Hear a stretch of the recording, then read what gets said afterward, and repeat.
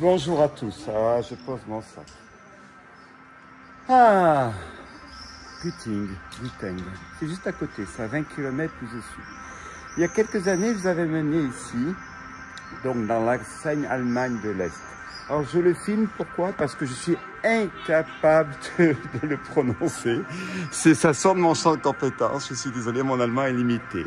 Alors, Fütensberg sur Oder. C'était son premier nom. Ça a été rebaptisé, je ne sais pas pourquoi. Mais vous avez deux villes à côté, celle-ci et celle à côté qui s'appelle donc Fütensberg sur Oder. Nous, on va aller de l'autre côté où il y a une centrale thermique abandonnée. Cette centrale thermique représente quand même une histoire importante à plus d'un titre. Importante parce que les Russes avaient déjà une partie du territoire pendant la guerre et après la guerre, ils ont développé une partie de l'industrie. Alors dans les accords, l'Allemagne devait diminuer de 80% sa production d'énergie en sidérurgie. C'est une des 5 centrales qui a été préservée, que nous allons voir, mieux que ça, qui a été augmentée. 10%, l'Allemagne ne pouvait garder que 10% de sa production donc en acier. Je ne rentrerai pas trop dans les détails. En revanche, cette ville est très connue parce qu'ici, vous avez un camp de travail où étaient déportés, si je peux me permettre l'expression, les Anglais, les Français, enfin tous les Alliés qui faisaient la guerre. Il est connu sur le nom de Stalag 3B. Alors Stalag à vérifier parce que j'ai un trou de mémoire, j'ai appris ça à la fac il y a très longtemps. Donc ça se trouve pas très loin d'ici. Nous, on va pas aller le visiter. Je ne sais pas s'il a abandonné ou pas, je n'en ai aucune idée, mais c'est pas l'objectif de notre mission de ce jour. Nous, ça va être donc la centrale. Alors, on la retrouve aussi sous le nom de centrale Volga-Len, je crois. LND, si ma mémoire est bonne. J'ai essayé d'avoir une histoire, un historique. Tout ce que j'ai trouvé, c'est assez farfelu, hein, disons-le franchement. C'est pas très crédible. Ça va de, ouais, un truc nucléaire. Enfin, bon, bref. Donc, aucune information viable. Allez, on y va.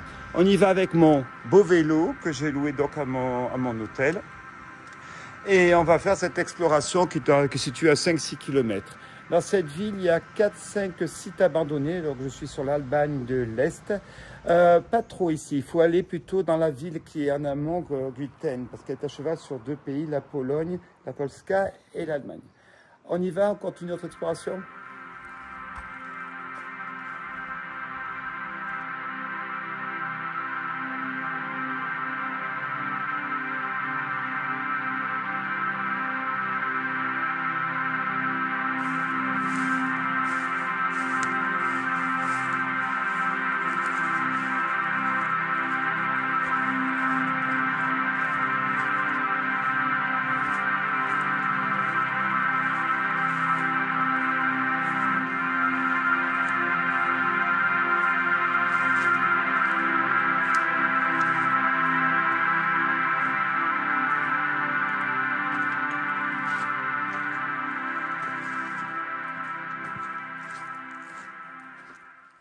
Bonjour à tous. Me voici donc en Allemagne, l'ex-Allemagne de l'Est, entre Francfort-sur-Oder, et puis la ville de Kolbus, qui est à 80 km entre les deux. Bon courage pour venir ici, parce qu'il y a des trains qui sont tous en travaux, donc ça devient compliqué pour venir ici. Avant toute chose, pensez à vous abonner sur ma chaîne Urbasi Clément, sur YouTube. Et nous allons visiter ensemble, eh bien, comme vous pouvez le voir, cette factory. Alors, on ne peut pas accéder à tous les étages, tout a été cassé.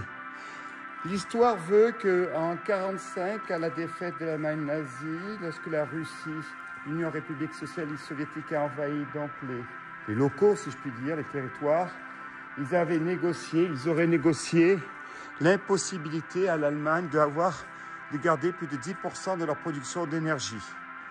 De 1 800 000 tonnes d'acier, on est passé à moins de 120 000 tonnes. Donc autant vous dire que comment tuer un pays à rien de tel.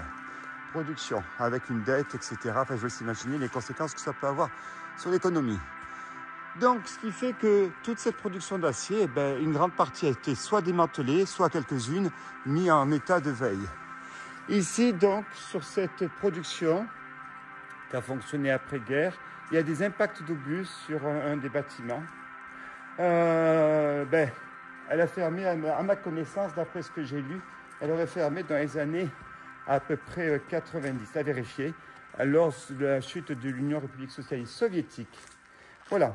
Alors, nous allons visiter cette usine, ou ce qu'il en reste, parce que vous allez voir que, à part les petites tortues qui nous fait un salut, un chapeau, c'est devenu une histoire du béton armé qui a résisté à la guerre.